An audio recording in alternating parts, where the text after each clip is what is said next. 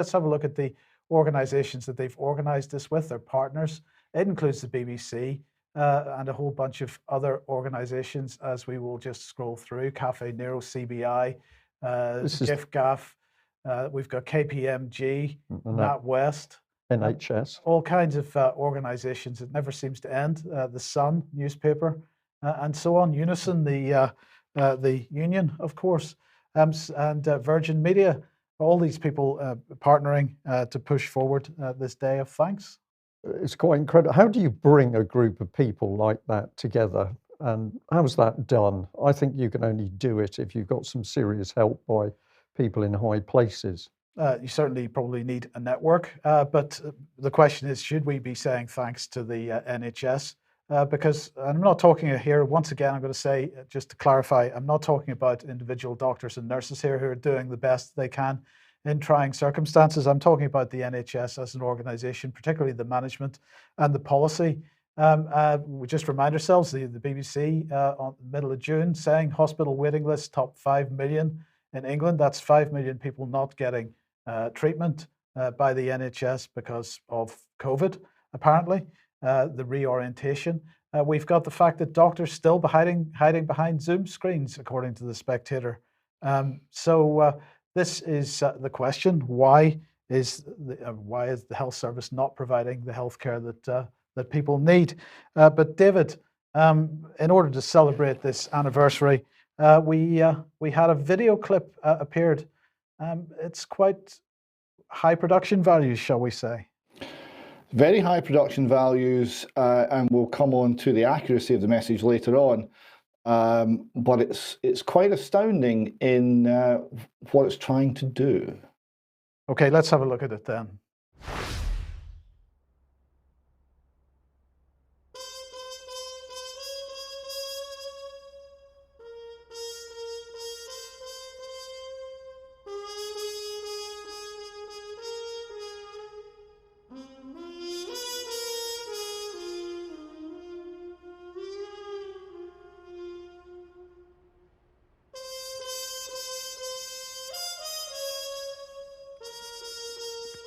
The rhythm of life. Ah, yes. I can picture it now.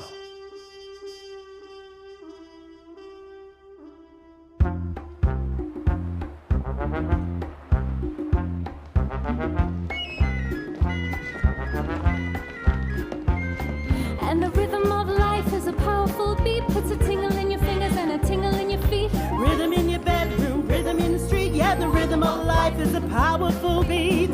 To feel the rhythm of life, to feel the Powerful beat. to feel the tingle in your fingers, To feel the tingle in your feet.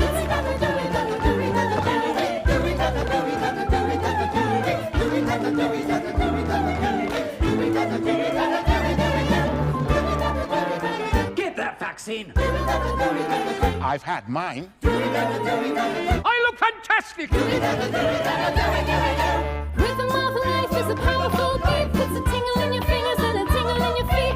Rhythm in the bedroom, rhythm in the street. Yes, the rhythm of life is a powerful beat. To feel the rhythm of life!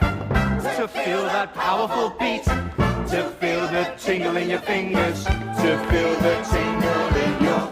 Flip your wings and fly to daddy. Take a dive and swim to daddy. Hit the floor and Crawl to daddy. daddy, we got the rhythm of life. Of life, of life, of life.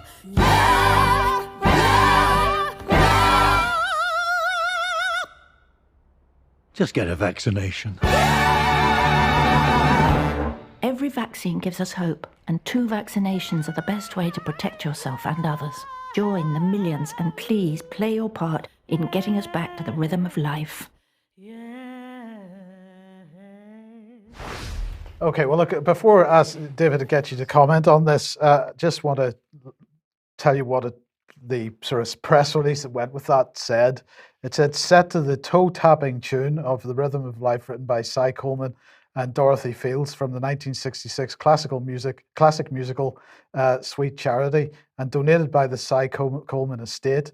The heartwarming film will celebrate the success of the vaccination program in supporting the easing of restrictions as outlined in the roadmap, conceived and directed by Josie Rourke, the former artistic director of the Donmar Warehouse. The short film, written by Rourke and James Graham, is being released ahead of the NHS's 73rd. It says 73rd birthday. I thought it was 72nd. But anyway, so that's what they're saying. David, just tell us what your thoughts are on it. Well, where do you start? If you thought that coming up with an advertising campaign in the middle of a global pandemic called Pass It On was perhaps the low point of government propaganda, I'm not sure that you would be right. I mean, yes, we get the metaphor, right? It's an empty, dark theatre, there's nothing happening, and then you've got all this liveliness, and that's being associated with the vaccine. It's completely false to say it's a heartwarming celebration of the success of the vaccine. It's a bullying propaganda film to get you to take the vaccine because they're clearly worried about uptake. I found, given the fact that we have covered the stories of people who have been affected by paralysis, particularly paralysis in the lower limbs due to the vaccine adverse reactions, to choose a song that talked about the tingle in your feet, I found was mildly repulsive. But you know that maybe that's just ignorance on their part. And this whole play your part. There's some encouragement here, but the tone was mostly bullying and carping. Well, it was indeed, because yes, but yeah, exactly. And in the chat box, somebody said, "I wonder what Eric Clapton thinks of that." Yeah, but it's applied psychology. It's very dark applied psychology. You've said bullying, David. It's mocking the public, I think, is what it's doing.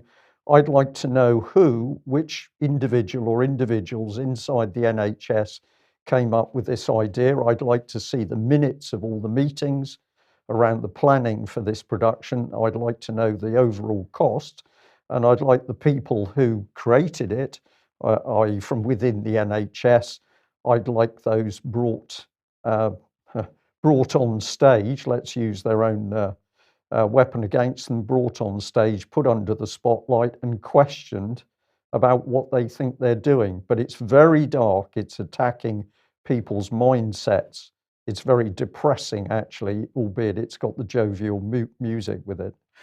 So the question then is, how much does it cost? Well, let's bring Nadim Zahawi, aka Anton LaVey, on screen. Because he was extremely humbled every day when he sees how many people are booking and receiving their jabs, joining the millions of adults who have already received theirs. So this is a bit of more applied psychology. If you haven't had it yet, you're feeling left out because millions of others have had theirs, apparently. Vaccines have prevented an estimated 7.2 million infections and 27,000 deaths in England alone. And each vaccine delivered is another step forward in helping us get out of this pandemic. Now, I just want to really have a look at this claim that he is making. Vaccines have prevented an estimated 7.2 million infections, and 27,000 deaths in England alone. Where's this number coming from? Is it accurate? Is it correct? Is it true? Well, later on today, and it's going to be later on today towards dinner time, we're going to publish this article, Why We Must Question Vaccine Efficacy and Safety Claims. It's another in Ian Davis's series on this. It is a fantastic article. It's still in draft because it has to get a final proofread. But there are some very, very key points in this article. And it was interesting to me that he had made a particularly key point in this article, which was then reflected by a viewer who sent us some Freedom of Information responses. And in response to the Freedom of Information responses, she wrote back to Public Health England saying this, and this is a point that Ian makes in his article as well. So this is the thing. It appears that you, that's Public Health England, are calculating your estimates of vaccine effectiveness in England using estimates of vaccine effectiveness in England as a variable.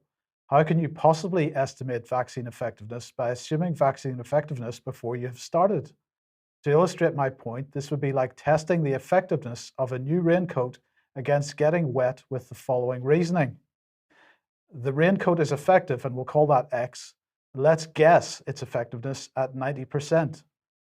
Then people wearing the raincoat, we'll give that a y over z as the formula there, and we'll guess again at 70 over 100 for that. And then finally, what do we do? Therefore, we say raincoat effectiveness is 90 times 70 over 100, which equals 63%. This is what they've done. Can you see the obvious error, she says to Public Health England. You began with a guess at the new raincoat keeping a person dry, and from that deduced that if you just increase the number of people wearing that style of raincoat, more people will stay dry. This is exactly what Public Health England has done. And the article that we're going to publish this afternoon is going to explain this in much more detail. And I strongly recommend that everybody reads it and indeed shares it. And David, I'm interested in what you think about that particular analogy. It's very good. And this is, I mean, it's been consistent since the start of this, that the fear has been driven by fake statistics. And now the vaccines are being driven by fake statistics. These are just invented. This is like the old joke that 98.7% of all government statistics are made up on the spot. You just have to say it with enough confidence and apparent accuracy, and all of a sudden it's a stat. It's not based on anything. It is not based on anything. And there are a couple of other, aside from the analysis from Public Health England about vaccine efficacy, there's a couple of other reports in that article which are going to we're going to show are doing exactly the same kind of thing. Yes. Well, David, you picked out the tingling in that very unpleasant NHS show earlier on. This article was sent to me. I had to do some work on it because the image is not very good, but it's from the newspaper. It's talking about a gentleman who's had Guillain-Barré syndrome, and the inserted box on screen is about the response from the vaccines minister, Nadhim Zahawi. Now, I had to do some work on this, so I'll show people in more detail. I had to go to another article. But somebody who's got Guillain-Barré syndrome, the advice coming from the government is that they should seek mental health advice. So this is a significant illness, and this is being linked to mental illness in some way? Well, we don't actually know. This is so callous. If you remember, a couple of months ago, we reported a gentleman who'd suffered Guillain-Barré syndrome. So this is neurological problems after having the vaccine. He couldn't walk. We weren't able to get an update as to how that case had progressed, but the testimony from the gentleman's wife was the testimony that got us banned on YouTube. So when UK Column put out factual personal testimony of people suffering this severe neurological damage as a result of the vaccine, we were banned on YouTube. But what appears to be happening here is when somebody has suffered this effect, the advice coming back is that they should seek mental health advice. Now, we were able to track down another article on this gentleman, and here he is. It's Nick Pritchard. It says, man left struggling to walk after Oxford jab calls for review of the government compensation scheme. Now, this is one of the things that a lot of people are going to find out, and it's not going to be a pleasant discovery for them. But of course, the government has been utterly brilliant over the years of delaying, stalling, and indeed preventing payouts to people who've suffered adverse effects from vaccines. So, sorry, just to correct, it's Nick Pitcher. Pitcher, okay, Nick Pitcher. So this gentleman says he doesn't regret having the vaccine. He said, I was incredibly unlucky. Mr. Pitcher said, I understand that. This is not about being anti-vax at all. I'm not. I've encouraged my wife and kids to get double jabbed, and they all have. I'm fully behind the vaccines, including the Oxford one I had.